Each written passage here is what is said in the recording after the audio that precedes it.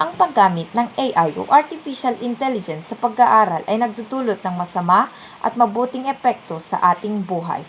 Magandang araw sa ating lahat. Ako si Darlene K. D. Ruiz at ito ang aking talumpati.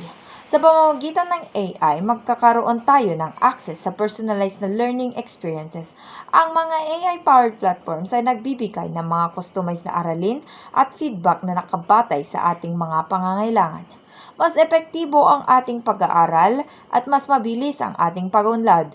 Bukod pa rito, ang AI ay nagbibigay ng mga bagong paraan sa pakikipag-ugnayan sa mga guro at kapwa mag-aaral.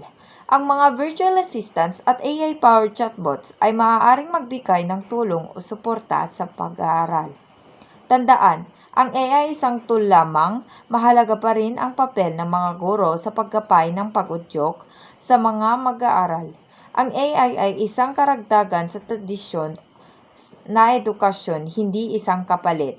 Masamang epekto nito, hindi na nakikinig yung mga bata at ginagamit na lang yung AI para magsulat ng kanilang homework. Thank you.